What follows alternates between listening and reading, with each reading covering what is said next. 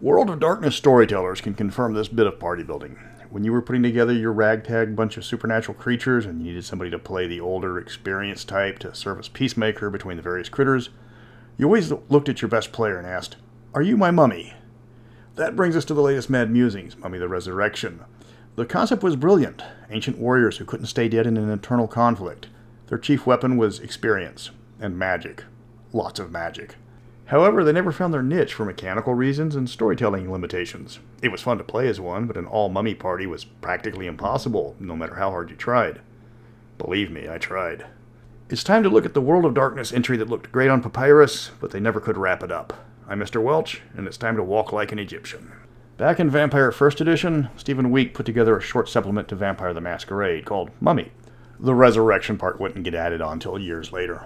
It was only 84 pages, and it told the story of the Shimsu Heru, a group of Egyptians who fought against the vampire Set, with their leader known as Horus in today's mythology. Set was the namesake for the followers of Set, and back then he was terrorizing Egypt as vampires didn't have the masquerade, so they could rule over mortals as they wished. His nephew Horus didn't appreciate that, and conflict ensued. But how do you stand up against an antediluvian vampire, even when they were much younger? You use magic to make sure that you will always be there to oppose them. To make a very long story short, one that involves mages, vampires, mummies, werewolves, and lots of incest, Set decided to usurp the throne of Osiris and take both of his sisters as brides. He kidnaps Isis and her son Horus, tearing out Horus's eye and trapping his soul in it. Isis keeps Horus's body alive with magic until she was rescued by returning soldiers loyal to Osiris. She couldn't keep him alive forever, so she used her magic to try and free his soul and restore his body, after testing the spell on a farmer that had sheltered them from Set's wrath. Once that proved successful, she cast the spell on her son. Then Set arrived. Well, first, Isis was able to restore Osiris, who was, of course, a vampire, and promptly ate Isis's nephew Anubis, who wasn't supernatural at all, in a story where everybody was supernatural. Set kills Osiris and is about to pounce on Isis when the ghost Horus shows up, mauls Set with the little time he has before he has to retreat into the Ghostlands, and Isis casts a spell on more of their loyal followers. Eventually, Horus returns to life and finds he has a small army of mummies ready to take on the followers of Set. 5 millennia later, this war is still going on. That's a quick summary of the mummies, because almost a quarter of the book was devoted to their origins, and I'd rather skip to the fun parts. Mummies can't stay dead. That's their central shtick. You kill one, it will return to life. How long that process takes depends on how long it's been since its last death. If one dies that's a century old, it's going to take decades to recover. Kill one that just returned to life a few days ago, and expect to knock on the door soon. What makes them especially dangerous is they keep their memories, or at least a chunk of them, in every new life. They don't reincarnate. They come back as the same person they were in ancient Egypt. So if Jeff the Cat Wrangler steps in front of a bus in 2023 London, he comes back as Jeff the Cat Wrangler. In almost every aspect, the mummies are normal humans. They have a heartbeat. Things that would kill an average person will kill a mummy. The difference is they possess ancient magics back to the First Dynasty. These magics give them supernatural abilities. Paranormal guardians. They can control the weather. If they learn your true name, they can delete parts of your body when you need them the most. The effects are almost always subtle. Mummies don't have a masquerade. They aren't numerous enough to be known even by other supernatural creatures. They rely on their anonymity and experience to accomplish their goals. Don't think they can't defend themselves when it comes time to throw hands. A mummy designed for combat can toss elder werewolves across the room, and he's been practicing throwing werewolves across the room for centuries. Mummy had several problems with their concept when they were introduced and a few mechanical quirks. They use a mystical force called Sekim as their magical energy, like werewolves use rage, Spanish ninjas use ki, and vampires use blood. However, Sekim went from 1 to 99 compared to everybody else going from 1 to 10. This was a departure from other systems, and your level in it changed so much that you would rub a hole in the paper from all the erasing and rewriting you would be doing. This was quickly changed in the 2nd edition book. Mummies also started with higher stats than other creatures, at least in the first printing, but that was quickly reversed back to the same 753 partition everybody else got. Starting Ba was determined randomly. This was how much soul energy you had left, meaning your character could start on death's door on a bad die roll. Conceptually, mummies were thousands of years old, and they kept their memories from life to life. When characters died in 1st edition, every skill that was above their intelligence stat would be reduced unless they practice it in their normal life. But none of their statistics ever decreased, so a 5,000-year-old supernatural creature fighting against Setites their entire existence should have almost maxed out stats and skills. That's been pointed out by pretty much everyone who's ever played a mummy. Instead, they just get extra skills. Granted, it's a good chunk of extra skills. It's also tricky playing an all-mummy campaign thematically. In first edition, they're just over 40 in number. In later editions, they barely top 100. They are the least numerous of all the different supernatural types, and it's not even close. They are solitary creatures by design. The strength of the mummy is they tended to get along with other supernatural types. They were one of the few creatures that could interact with wraiths in either the physical or spirit world. They even had magics that could affect wraiths, including ripping the shadow from a dying person so they could automatically pass on peacefully and never become a wraith. Of course, that leaves the shadow lying around to make trouble in the physical world. Mummies were longtime allies with the silent strider werewolves. They can relate with mages, even the technocracy, due to the fact that the mummy was probably there for the creation of the technocracy, and they have much in common with vampires unless the kindred is a Setite, in which case I hope your property insurance is up to date. You can drop a mummy in most World of Darkness campaigns. They excel in mixed games where players are dipping from various books. Of course, Wraith players will just be happy somebody else can see them. The primary magic of the Shimsuheru is alchemy, amulets, celestials, figurines, hekua, and necromancy. The scale of the spells go from 1 to 5 like most World of Darkness abilities, but the rate of increase for their abilities is way above average. A mummy with level 1 celestial can reduce the temperature of Flatonia, Texas by 10 degrees for a week. A level 5 celestial can level the New York metropolitan area with a week-long tornado. Both spells are difficulty 7. Granted, celestial spells are the only large-scale magics the mummy has. Most involve personal enhancements or deal with a single target or object, most of which are the mummy's creations. Alchemy is exactly what it sounds like, a bunch of potions that give different benefits, but it's best known for their stat boosts up to +3. Mummy stats over 5 give specific bonuses others don't receive, as their increases are from their magic. A vampire or a werewolf with a dexterity of 6 doesn't get a bonus attack. A mummy does. They can also speed heal, increase charisma with added benefits on top of regular bonuses, or turn their entire body into a chemical weapon. They're easy to make, but they have a short time limit to use them. This magic is popular because it's easy, and the bonuses are apparent. If you're planning on mugging that antiques dealer, only for him to take a whiff from his inhaler and proceed to tee off on you with a Ford F-150, he might be a mummy. Amulets are another popular type of magic because, again, they can raise stats, but it's done passively. Once created, it's permanent. And it can even work when you're dead, if appropriate, so increasing your intelligence above 5 means you lose no skills when you return to life. Other amulets let you effectively fly or provide protection against magic or various types of damage. These stat bonuses stack with alchemy, but you can never get more than 8 points in a stat between the two. You can't combine amulets for the same bonus, only the most powerful will work. Celestial magic is weather magic, but involves fortune-telling and elemental control on the side. It doesn't have a lot of spells. Well, none of them do. But this type of magic is mostly weather control. It can summon a meteor swarm to attack an area, though it's not as impressive as it sounds. It's more like a hot rock shower that does minor damage. You can also use the highest level spell, Apep Thrashes the Ground, in case you find some buried vampires and think they really need an 8.0 earthquake to wake them up. Celestial is either mildly annoying or grotesquely underpowered, with little in between. Figurines consist of 2 different options. You can create humanoid figures that will grow and serve you as laborers, or ones that will fight for you in case of animal figurines. Just drop a small line and laugh at the look on their faces when they get mauled by your new best friend. You can also create structures or take control of buildings with the appropriate spell. Think of a haunted house, but it's under your control. You can even have animated vehicle figurines, so if you need a Ford F-150 to beat a vampire to death with, you can keep one in your pocket, then drive it away to get it washed. You can even make a figurine of another person and take complete control of their muscles. Usually this is to do someone harm, but for fun you can turn some harmless guy into death incarnate, if you have the ability. Hekua is possibly the most famous of mummy magic, true name magic. This is the one that has the spell forgetting the true name. That doesn't just obliterate someone from existence, but reverses everything they ever did.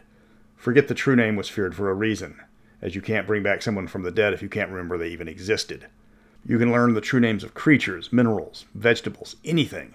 These spells are rightly dreaded because werewolves might be slay-happy combat monsters, but even they can't delete your heart from a block away. You can also use this magic to shape change, making yourself even deadlier in combat. Vampire claws might do horrible things to other creatures, but when their enemy has the consistency of water, it does make things a tad difficult for them. Lastly, there's necromancy, a unique set of spells, despite duplicating the name with multiple abilities of other creatures. That does make me wonder how many abilities have the same name in the World of Darkness, because it was a popular name for obvious reasons. These are the spells that make them best buddies with Wraith players. They can change a Wraith's fetter at the highest level if it's a physical location. Instead of haunting some old house, you're now haunting a beach in Cabo. You're welcome. You can also free your 2 different souls, learn stuff about recently dead people, and even make zombies. The biggest issue with this one is several of the spells require wraiths, and if they're not available, the spell doesn't work. Mummy First Edition had much in common with Vampire First Edition. It was concise but limited in scope. It had rules issues, didn't know what it was trying to be, and it had mechanical quirks that stood apart from other systems. It was still a great concept. They were fun to play, even if these characters in modern day should be borderline gods, just from all the experience they would have earned. They weren't hiding in the shadows like vampires. They were active combatants in the longest war in history. Even though all of them spent centuries being dead for tax purposes, they were all thousands of years old. White Wolf went as far as giving Horus stats, hinting strongly that he was a match for vampiric antediluvians. Every mummy was a power player. It was the entire concept of their origin. I'm not fond of statting out god-tier characters in fluff because this guy beat the crap out of Set. Horus used the antediluvian of the Setites as his personal punching bag until his massive mummy magic ran out and left Set maimed for life. Then you see he's just on par with some 8th-generation vampires, which ruins him a bit. Yes, that fight was a long time ago, and Set has become far more powerful. Then again, so has Horus. Skip forward 6 years to Vampire 2nd Edition, and Mummy got its 2nd edition. The authors were now Graham Davis and James Estes, and the book was almost double in size at 144 pages. And mummies were given their official non-monster name, the Reborn, or the Undying. That seemed to change. White Wolf also introduced several factions of mummies, giving players more options than just fighting Setites all day. Despite the new factions having mummies from other lands other than Egypt, well, at least 2 new factions are not Egyptians, all their powers are still very much from the land of the Nile. It also fully integrated the game into the larger World of Darkness in detail, explaining how to do crossovers with Wraith thoroughly. One of the most significant changes was the addition of different types of mummies, raising their number to just over 100. The Shimsu-Heru gained a splinter group called the Ishmaelites. These mummies got tired of the Eternal War and just wanted to live their own lives and decided to peace out and left. Horus considers them traitors, but they are far less of a threat than the Setites, so they're pretty down on the vendetta list. The Kabiri were mortals who discovered the spell of life without help or information from the original mummies. They're relatively new, with the youngest born in the 1800s in England. These are all individuals with nothing in common except for their shared background. Lastly, there's the ones that are just called the Others, or mummies who came from another culture in the ancient past. There are a lot of different sources for these mummies, including Asian, South American, Northern European, and of course, Southeast Texas attic mummies. You know, the ones with descendants still collecting their welfare checks. Unlike other supernatural creatures, there are no mechanical differences between the 4 types of playable mummies. The most significant improvement in Mummy 2nd Edition was increasing their place in the World of Darkness. When they first appeared, it was just vampire. There was no other books, so they didn't have much in the form of connections with werewolves or mages. But now they're a part of the war with the Worm, whom they know as Apophis. They still have ties to other supernatural creatures with Egyptian origins, including the Ishu from the Changelings. They're still best buds with the Silent Strider werewolves. The evil Bane mummies that Set created from a corrupted version of the spell are now working hand in hand with minions from Pentex. The fact that mummies can interact with wraiths to the point of having a specific magic power means their home tends to be a trendy hangout for the undead. While unknown to most supernatural creatures, they make powerful allies if they join your cause. The trick is to decide which player gets to be the mummy. The 2nd edition also added many new spells, cleaning up the magic system so Sakim goes from 99 possible points to just 10 like everybody else. They get 3 new virtues of their own and still have to keep their humanity like vampires. They get a ton of abilities compared to a starting vampire and also a ton of freebie points. Mummies start with 30 freebies compared to 15 like everybody else. Unlike 1st edition, they don't have to spend points on their old job. They can start spending the whole wad. Of course, everything is more expensive for mummies on the freebie chart because they have to spend their points like their experience, unlike everybody else. The trick is to leave a lot of abilities at low level so that you only have to spend the minimum amount of freebie points to bring them up to average, and use your expensive stat points to give you your bonus stats. Horus gives, Horus takes away. The 2nd edition, for many people, was the pinnacle of Mummy. The book didn't add much in the way of new abilities, options, or spells, but it made them feel important. They could tip the power balance of any group because they were unique and highly skilled. They could die, but that was usually temporary unless they really messed up. They would work with just about any supernatural group, and many of those groups had no choice because their would-be ally was the ultimate skill monkey. Nothing impresses a werewolf pack more than the guy dancing around a raging black spiral dancer effortlessly, while taunting the creature with dirty Scottish limericks the mummy personally learned from Robert the Bruce, in 13th century Scots Gaelic. There is a section devoted to the adventures in the afterlife, where the mummy has to go off gallivanting to regain their lost ba, or life force, and return to the living once they top off their meter. This part ties heavily into Wraith the Oblivion, though mummies have their own secret area of the Shadowlands to recover in. They have specific abilities that they can manifest in the lands of the dead, while their body is guarded over by the Ka, or their spirit that stays in the land of the living while they're dead. This makes for great crossover events, but it also leads to one-on-one adventures with the mummy when they do bite it, because nobody wants to wait around while the one guy hogs all the spotlight for his personalized side quest. Many suggest that the mummy stay dead for a few adventures, and just have their player grab an NPC until then. Sadly, the World of Darkness collapsed in on itself, and the biggest culprit from this was the metaplot. They wrote themselves into a corner, and the changes kept making the setting more dire and changing how the game was played, until people got tired of all the alterations. Mummies probably got it the worst of all, as their concept was entirely replaced. For people who loved playing mummies, what we got in the third iteration of the series wasn't a mummy. It was a magical human with an Egyptian Jiminy cricket inside their head. You move too far from your base and you lose your base, and that was the problem with Mummy the Resurrection. That book came out in 2001, with 6 different authors attributed to it and a small cadre of designers. It was the first Mummy book to come out in hardback, but despite it being the size of an actual core book, it still depended on you having another core book for the main rules. Resurrection throws almost everything from the older versions out the window. If you want to play your old character, now you'd have to take a flaw. Unless you do that, your ancient Egyptian Eternal Warrior is now a backseat driving ghost to someone who recently died and got all your mummy powers. It struck me like a TV show that retooled after several seasons, and now it's only that show in name alone, with all the original cast gone and the reason why you liked it in the first place changed. I am not a fan of this version, if you can't tell. Mummy the Resurrection came about because of the failure of Wraith the Oblivion. Wraith was always the least popular of the 5 core games and was cancelled for weak sales. So why not send it out with a bang? When the technocracy nukes the vampire Ravnos, one nuke makes it into the Wraithland and destroys the important part of it. But it also creates a massive spirit storm called the Maelstrom, effectively destroying the setting. Since the mummies reside there when dead, it obliterated them as well. Of the 42 Shimsu Heru that were created, only 14 survived. The rest were torn into ghostly chunks or were utterly obliterated. But Osiris, the keeper of Mummy City, saved them by cramming their spirits into the souls of the recently deceased and returning those people to life with a new friendly ancient Egyptian soul guide to help them as their live-in therapist, who happens to provide new magical powers and spells. Isn't that so much better than an Eternal Warrior who keeps returning to life? It's a bit more complicated than that, as the newly not dead person has to get to Egypt so the cult of Isis can finalize the process. In this stage, the body is animated by the mummy spirit, so it's an undead revenant, kind of. It gets to the cult of Isis, they send them to the underworld and the new and improved spell of life, now with 10% less anal bleeding. You get to rebuild your character all over again.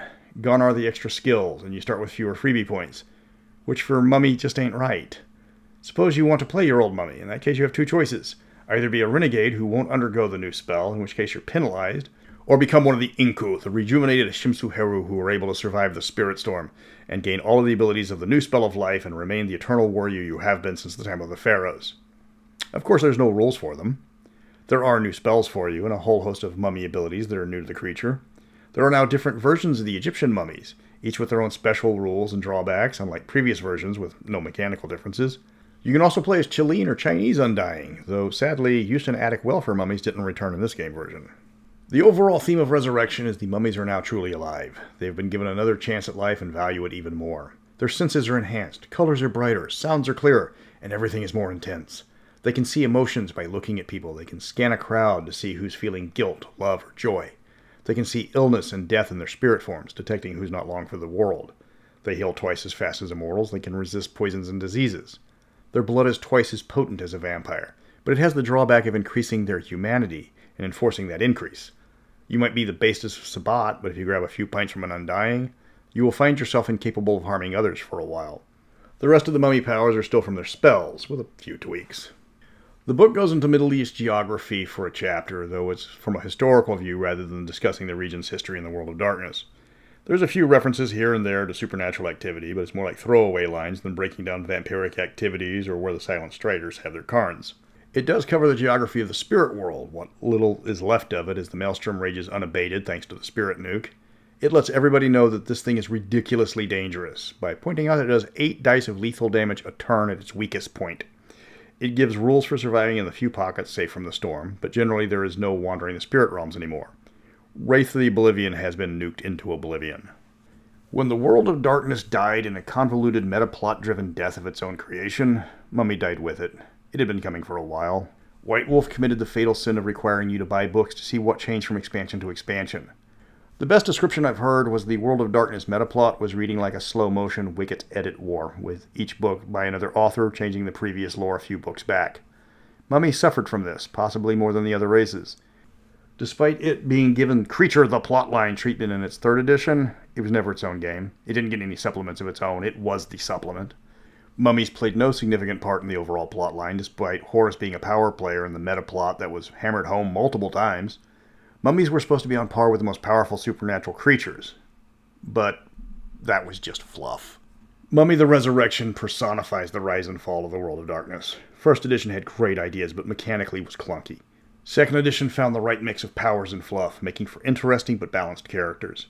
3rd edition threw all that out the window to rewrite the creatures almost entirely, changing the game from what worked to make it far more complicated and convoluted than necessary. Just like White Wolf's metaplot. Next up, I'm taking another look at a game submitted for review, Foss's Star Trek. The 2nd Star Trek RPG appearing on this channel, and the first one with Kirk. Until then, remember, don't read from the Book of the Dead.